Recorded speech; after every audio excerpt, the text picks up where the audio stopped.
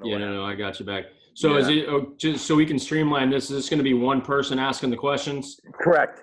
Yeah. Okay. Yeah. All right. Primarily Leo. Okay. Okay. I just don't want everybody tripping over it. So we've tried to do a couple of these group meetings before, and they tend to not work very well. Yeah. Well, we're gonna let Leo do most of it. In the middle, my thing is just my personal relationship experience that I've had with Mike. I just want to throw that in. Kind of my expertise is in fandom. You know, well, you already knew my history. Yeah. You know, they owned the store. You know, I'm looking in your background. I was behind that first poster that he did. About the compilation. No. The collage. The A Train. You know, yeah. It was a limited edition. I went to his house.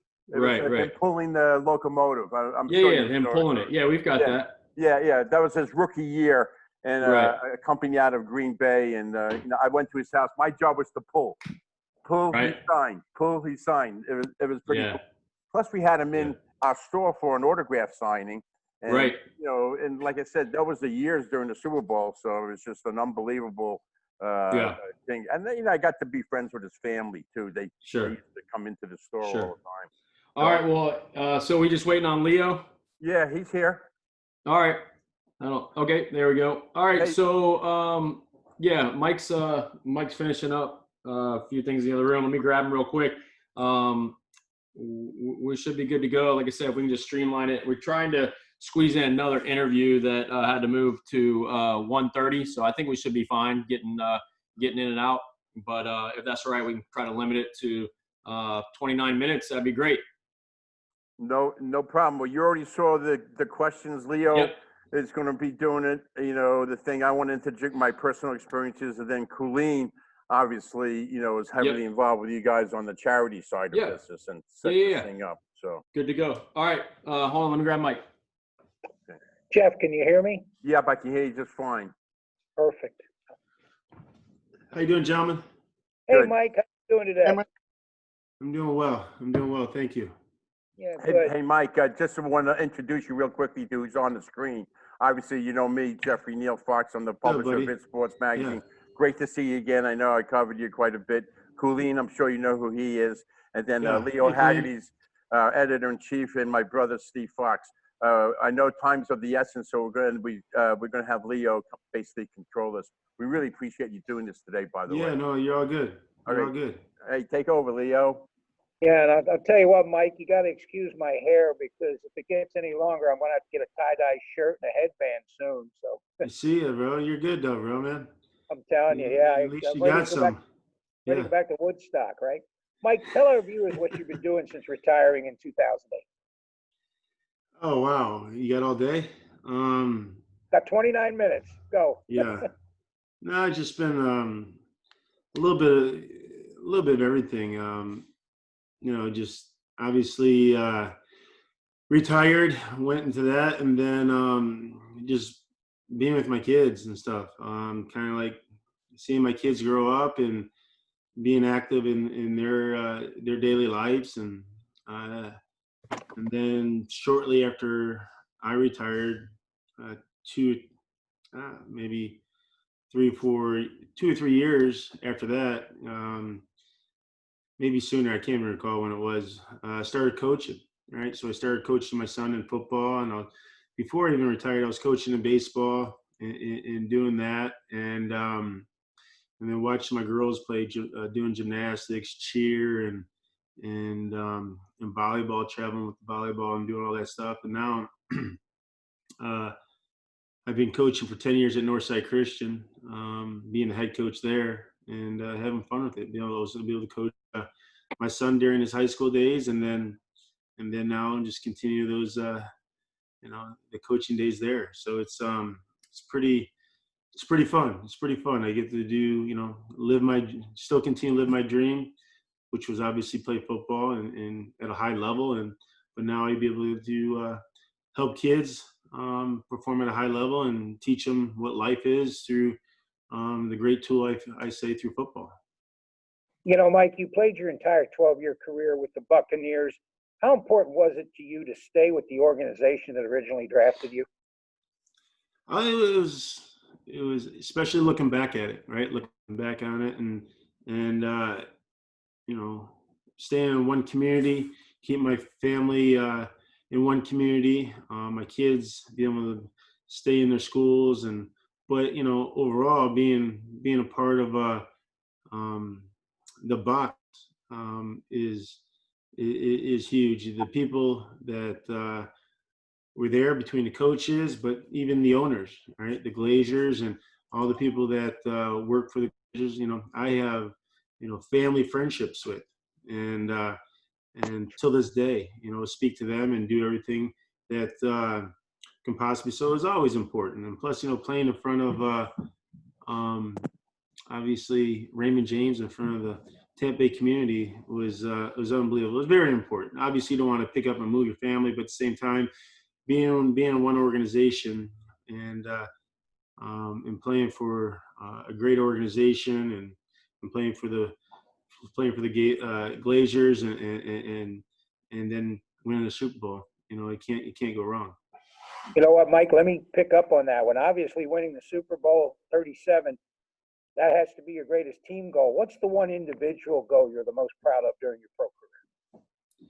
You know, I look, you know, just the different teams I was a part of and how I went about the game. I would say, and in my passion and in my work ethic and my commitment to my teammates and my organization and my coaches and stuff like that. And just, you know, I just wanted to treat the game right and play it with everything within my heart and do whatever I can do to help win a team. You know what I mean? Just in those ways, trying to lead through my examples, you know, on and off the field is just, you know, a lot of us though, I mean, probably say that because we had a great group of guys, right? We had a great locker room. We had a great group of guys. We have obviously high character guys, and, you know, that started with Coach Dungy, and then be able to win a Super Bowl with Coach Gruden and be able to play with those guys for so long. You know, it was just special. You know, I think it was just a day-to-day grind, hard work ethic that, you know, was instilled to me at a young age, and that I was so proud of. It wasn't I didn't have the greatest talent, but, you know, I promise you I was gonna outwork you and be able to do those things. And I'm not trying to toot my horn, but I just try to teach those ways in my kids that I coach nowadays. Again, you know, it's within your heart and your mind and what you can propel and what you can do in your life. You know, Mike, coming out of Purdue, you were listed as a fullback. Yet you held the single-season rushing record at 1,436 yards and a career rushing record at 3,635 yards when you left the Boilermakers. Those aren't fullback numbers. Those are running back numbers. Do you consider yourself a fullback or a running back? Hybrid. Let's go hybrid, huh? Oh, right? Yeah, absolutely. I like that. Yeah, no, it's just, you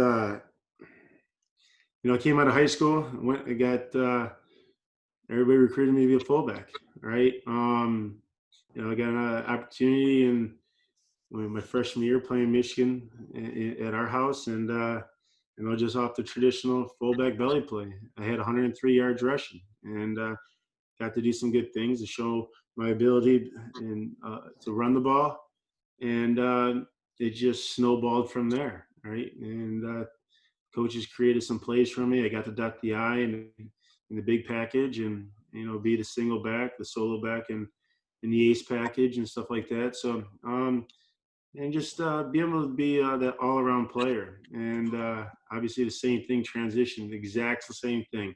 That's how it was from high school to college.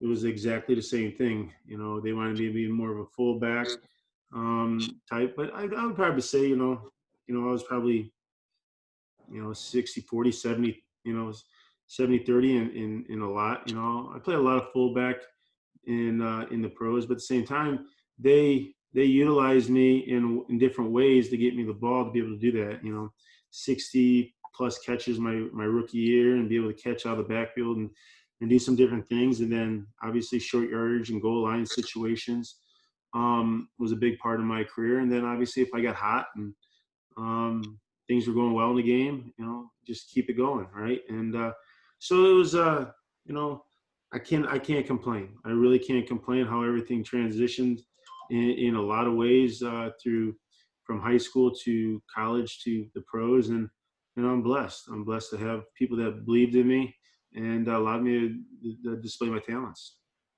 You know what, Mike? When you look at what's going on today, you were one of the first running backs that were really good at catching the football coming out of the backfield. I don't think people give you enough credit for that. Do you?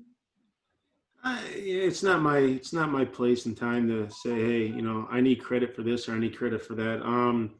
It's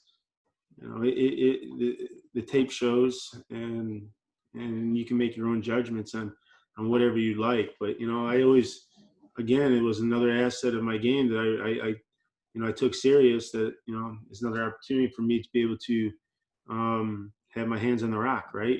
Coming out of the backfield, slipping in the backfield, doing the short passes and running along.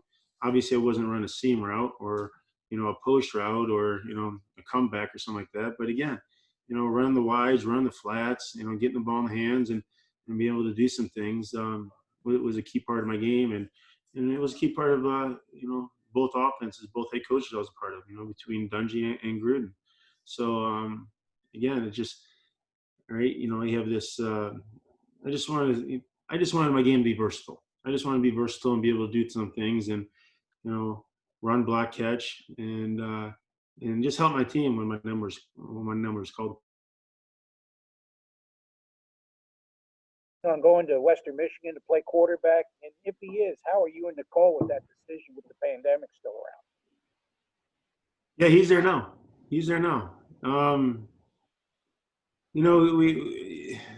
I think we're living in a bubble as much as possible between the new norm and what's going on. And you can't sit here and sit back and hold your children back from it. They just got to teach them that they have to be smart. They have to understand what's right and wrong and how to go about this new norm, and so you don't get sick and stuff like that. But we trust Western Michigan. We trust the coaching staff. We trust what they got going on there, as if my parents trust me as in my football team too. You know what I mean? Social distance as much as possible, and and be able to do what we're told to do regarding trying to maintain safety. You know what, Mike? You made up half of the WD-40 tandem. What was it like playing with Ward Dunn? Work, and it was great. Obviously, we had two different running styles, but we complement each other. Obviously, if one was hot, the other one, I'd be blocking for him and understood it, and vice versa. And so again, we were both young backs coming out, and we learned from each other. And you see it nowadays. You see those WD-40 packages in a lot of offenses now, right? That bigger back, and then you have the scattier back, like obviously like work and stuff. But we're great friends, and we complement each other's game. And again, I mean, two different backs, but be able to pose that type of stress on a defense, open up a lot of different situations for each of us. So, I thought we complement each other well. You know what, Mike? After you retired, you could have lived anywhere in the country, but you chose to stay in the Tampa Bay area. What made you and Nicole decide to stay here? This is where it all began. Obviously, Nicole is from here. Her family's from here. But again, even if it wasn't, this would be home. From an aspect of obviously can't be the weather, right? And everything that we have in our dream state, especially being in the Tampa Bay community. But I think the people, I think in essence, everybody, all the fans, all the people, wherever I go, everybody's great. It's a warm feeling. It's a warm welcoming of a lot of thank yous. Thank you for a Super Bowl. Thank you for that. And but just again, the welcoming that the Tampa Bay community did for me and my family. Why leave? I mean, so we're blessed to be here. I'm blessed to be here. I grew up in in south suburbs of Chicago, and it gets cold there. So, and I don't want to shovel snow anymore. I did enough of that when I was a kid. So, Mike, talk about the Mike Alstott Family Foundation and the things you're doing through the foundation to help people. Yeah, so Mike Alstott Family Foundation, we do a lot of stuff, obviously, with kids and families. So we try to uplift the minds, hearts, and spirits of families and children. And again, we have a lot of different programs. We don't try to. We do stuff a lot of unique. We're doing stuff with Ronald McDonald. We do stuff with Ronald McDonald House. We do stuff with All Children's Hospital. We do stuff with Big Brothers Big Sisters, with Special Olympics, Sally House. So we have a lot of different organizations that involve some sort of kids. It could be sick kids. It could be obviously unfortunate situation with kids. So we put programs together with different organizations like this so we can build relationships with these kids. And I think we just don't put a program together and say, here's money, right? And here you go, do what you got to do with it, right? We like to develop programs like All Children's Hospital. Mother's Day, we go there. We go there at the hospital. We have the kids come out of the rooms, right? If they're able to come out of the rooms to get out of the atmosphere and be able to make cards, right? Make art, some type of arts and craft, right? And doing teddy bears, making stuffing teddy bears and making tiny teddy bears, right? So we have a Valentine's event and we have a Mother's Day event there, and it's great. But we're there. I'm there, right? My family's there. Everybody's there, and we're working with these kids. We're doing different stuff. We do a sports day with Big Brothers Big Sisters Sports Buddies program, right? They come out there. I have my team out there, have my family out there. We have cheerleading coaches out there. We have all coaches out there.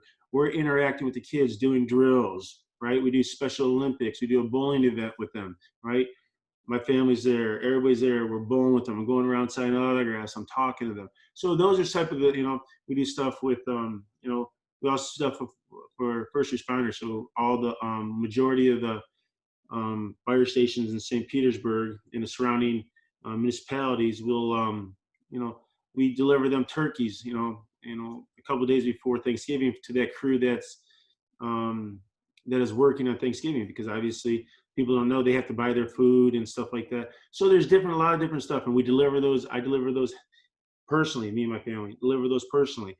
So I just want to, touch, build relationships, put smiles on people's faces, and try to impact in a small way. And again, if we can put a lot of smiles on faces and talk to kids and families and whoever through our efforts in the community to again uplift their minds, hearts, and spirits, that hopefully we have an impact as their life goes on. Hey Jeff, I just want to let you know that I'm starting to get a signal that I've got an unstable connection, so if you lose me you may have to pick it up. Mike, describe your feelings when you went into the Ring of Honor. Oh no, it's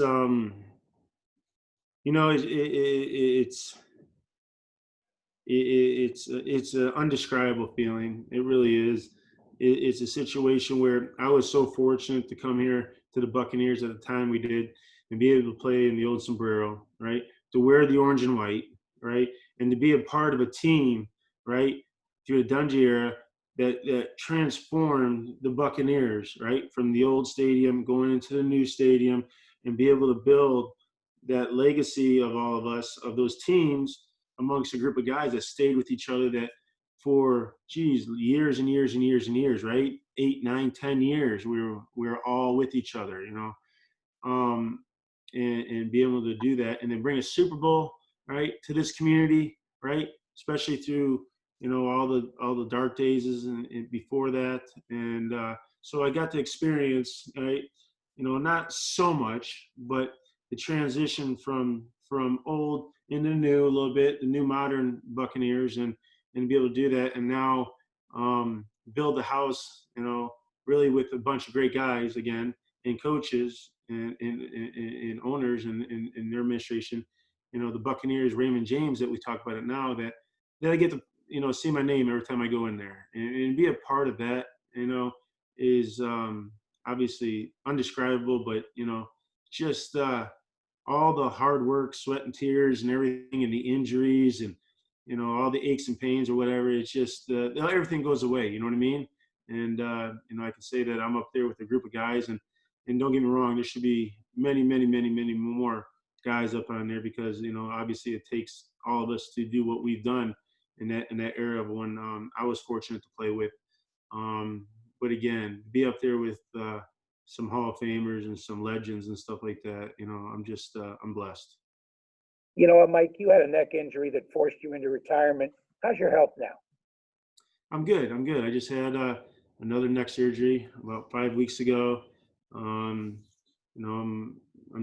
It really helped me out a lot. So doing good. You know what I mean? Just again, it's everything that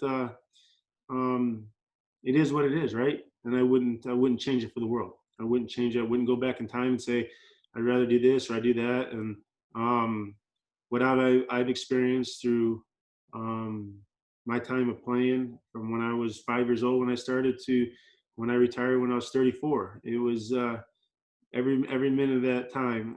I don't regret it, and I'm glad I played it, and I'm glad the people I've met and where I'm at now and how everything transpired. And if it took a couple surgeries here and there to make me feel better, it is what it is. And it's just again, I'm blessed to be sitting in front of you right now talking to you about the good times that we've had as a Buccaneer, and looking forward to seeing what happens this year. You know what, Mike, it seems like you and your family had a plan after you retired. Was it hard for you to adjust to life after football? Yeah, no, it was tough. It was tough.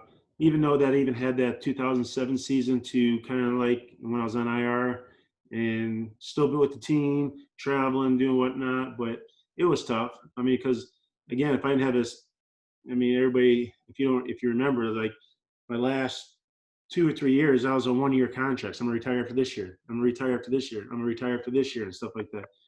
And just had that burn it, that flame would not go out until my neck couldn't take it anymore. So it was I probably would have played forever, and until they cut me or something like that. So there's just when you do something for so long and you go, I don't even call it work. You go to a place every day, and you have a common goal with a bunch of guys that at the highest level. It's an unbelievable feeling, and what you do each and every day becomes so routine, right? Get up, go to the facility, work out, have meetings, right? And walk through, have lunch, get ready for practice, meetings after, and doing it. It's just routine. And once you don't do it, it's like, holy smokes, what do I do now? I'm so used to be going there to the Buccaneer State facility at leave my house at 5 to be there by 6, and to be able to do all the things I have to do. And it's just like you get lost a little bit, and you have to readjust. You have to keep your mind occupied. And I think that's why coaching my son at a young age and be able to be the head coach for the last 10 years has helped me immensely. It really has, because if I didn't have that, keep my brain going, keep football going and stuff like that, something obviously that I'm very passionate about. It has really helped me a lot. And again, I'm blessed to be able to be asked to be coached there, and be able to do it for so long. So. You know what, Mike, I think you just answered my next question, but I'll ask it anyway. What's the one thing you miss no longer playing for the Buccaneers? There's nothing. There's nothing I miss. I miss putting the pads on. I miss putting the helmet. I miss walking in. I miss having lunch with guys. I miss the camaraderie. I miss everything. I miss everything. I just know that I can't do it no more. I think that's the only thing that I just finally sunk into my head, that I cannot do it no more. Once you're, even though I had the neck surgery, but years after, I felt like I can possibly still play and stuff like that. You know what I mean? But knowing that I couldn't because of my injury. But now just, there's nothing that I miss. I mean, there's nothing that I would, not like regarding what took place in my career. You know what I mean? Everything has ups and downs and bumps and bruises, and it's a roller coaster ride and everything like that. But again, that's adversity. That's called life. You know what I mean? So you deal with it. It makes you stronger, and you move forward. So I would say my career was picture perfect. You wouldn't trade anything, would you, Mike? Nothing. Not the bumps and bruises, not the injuries, nothing. I'm good. I mean, I lived it. And, again, think about all the people in this world that, I was at a park last night. I was at a little league park last night. And I was speaking to some kids, some rec football players and stuff like that. And they were doing drills and stuff like that. But, when you talk to the older guys, I mean, I talked from the age of 14, 15 or 13, 14, all the way down to 5 and 6 in different groups, right? But you ask the older guys, hey, what do you want to do when you grow up, all right? And do you want to go to college and play football? Everybody raise your hand. You want to be an NFL player? Everybody raise your hand, right? So everybody dreams and everybody has the hopes of at a young age to play in the NFL. And it's just, again, that percentage, obviously, we know is so small. And but to be able to do that for how long, 12 years, and if I didn't get hurt, maybe a couple more and stuff like that, remarkable, right? But to be with the guys and the people and the mentors and the guys that we pushed each other and how we went about it each and every day, right? Each and every day we went about it. We came in there, we competed against each other, we worked each other, we backed each other up, we loved each other, you know what I mean? We were competing against each other. And then at the end of it, though, we walk off the field and that friendship and that bond that we created for over the years still continues, 20 years later. And there's nothing to miss. You know what, Mike, this is my last question, but it may be the most important one. How's the golf game? The golf game was doing good when my son was home, right? My son was home from March until July. He's big into golf, right? He loves golf. So I was out there with him, but I really get away from it. I don't really I probably golf more in those 3 or 4 months when he was home than I've golfed in the last 10 years. I get to the charity golf tournaments and I golf every once in a while, but it isn't more than 6, 7, 8 times a year that I golf, but it's not good though. Yeah, right? this is I like to hit the ball hard and far, and sometimes it doesn't go straight. I think I'll this is take a good you in the time. scramble, but I'll leave Jeff and Steve and Colleen to finish up the questioning. Yeah, Mike, I just want to talk about my personal experiences with you, Mike, from your rookie year. I can remember the first time I met you. I went to your house where you were behind the A-Train poster. I don't know if you remember that or not, where you signed them all. My job was to pull them as you signed. Back then, we used to publish the Buccaneer magazine, and one of our most popular covers was when we took you fishing and put you on some barracuda. I don't know if you remember that. I got that. It's hanging up around here somewhere. Yeah. So that was a great cover.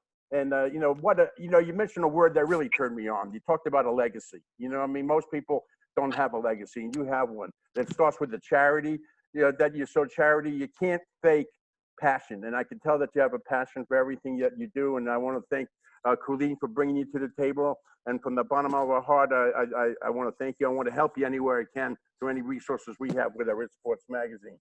That Ring of Honor, what a tribute that was. You said another word, hybrid.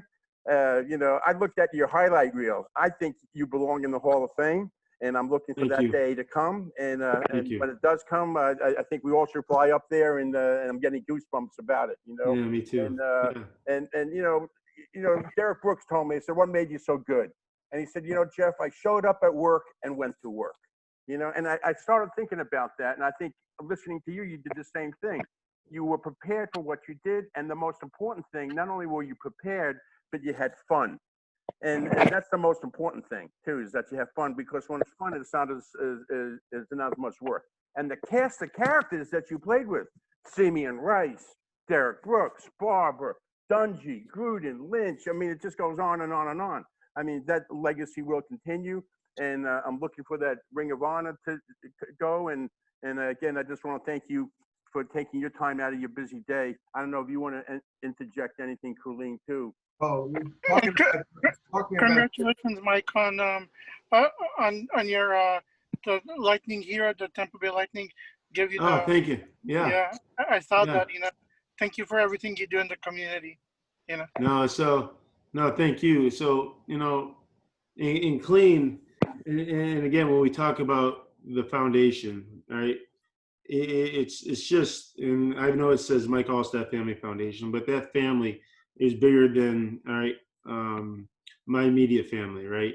And Clean's one of those, one of those people, and everybody that helps in our efforts, right? We have a cast of supporters throughout the Tampa Bay community that help and provide in whatever we need. And Rich, my guy, has a great relationship with everybody, and he does what he does with setting everything up and making sure everything runs smooth, and I just show up. But the thing is, Clean's one of those people, just like others, that is one of our resources. That he's, what the Mike Alstott Family Foundation is Clean's too, and everybody else's, and that's the beauty behind our little community foundation. We have a lot of great support and a lot of people that have fun with it, and we build relationships up with it, and we touch a lot of people's lives, and that's what I'm so proud about.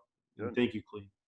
Again, I want to thank you, Mike. Were you going to say something else, Leo? Because we're running out of time. I promised Mr. Clements. I don't know if Steve had a question. I had a question. Of your teammates, who belongs on that Ring of Honor with you? Who's not on there yet? Now you're putting me in a pickle here. Simeon Rice. Yeah, Simeon. Yeah, we have Simeon. We have Ronde's on there, right? Yeah. There's gee whiz, maybe WD. You know what I mean? Yep. WD. I mean, so again, you have one. You have one, my co-partner for so many years. And so again, though, but, if W maybe would have stayed, 2 or 3 more years or whatnot, he definitely had been up there. So again, there's a bunch of guys. There really is. And it's like, everybody forgets about, who orchestrated the middle of the defense, and with all those guys, Shelton Quarles, right? And how he did that, and where he came from. And, you have Brian Kelly, who is a shutdown corner on the other side, you know what I mean? So you have a bunch of guys, Dexter Jackson, the MVP of the Super Bowl. I mean, so again, that's the beauty, and unfortunately not everybody can go up there. But the thing is, that's the beauty I was talking about, that we had our role players. Everybody knew their role. Everybody did their role, and nobody did too much, and we trusted each other, and we worked well with each other. And and I think the biggest thing in our game is if selfish or unselfish, right? And we had a whole bunch of guys that were unselfish, right? And that's why we did what we did. What was your reaction when you heard Tom Brady was coming? I don't know. I mean, I was shocked that he even left New England. You know what I mean? I thought it was once again the tabloids of the NFL that he's leaving, leaving. And then he did it. But again, he wanted to change. And I mean, how remarkable is that you have, obviously, arguably the greatest quarterback ever to play the game, to be able to, chose the Buccaneers, right? Chose the Buccaneers and come here and play for our franchise. That just tells you what our team is consisted of. You don't think he didn't look up and down the roster of all the wide receivers and what they have and what our defense looks like and what's going on before he made that choice to come here and handpick who he wants to be here and have Greg Kowalski, Rob Gronk come with us, right? And be there. So again, I hope we can get this off, right? Hope we can get this off and see the guys play and be able to see the talent on the field. Again, hey, Mike, we really appreciate you taking the time out of your day, and we look forward to staying in touch with you again. And Colleen will be in touch. We'll help out in your charity anywhere we can. So, all right, guys, I appreciate we had Mike Alstott, 6-time Pro Bowler, 12-year Buccaneer, unbelievable. And I'm a Ring of Honor candidate, and I'm hoping he's going to make the Hall of Fame. So we better stay measured for your jacket one of these days. Again, we have Leo Haggerty, our editor-in-chief, Colleen, who heads up our charity, and my brother, Steve Fox. I think he said he wants to do an article on your golf tournament. So okay, sweet. I played in your golf tournament many years ago. So. Cool. Good. Thanks, guys. Well, hey, I appreciate you guys. Okay, hey, stay safe, guys. All right, okay, bye-bye. Go Bucks. Thank you. Nope. Yeah. Go Bucks.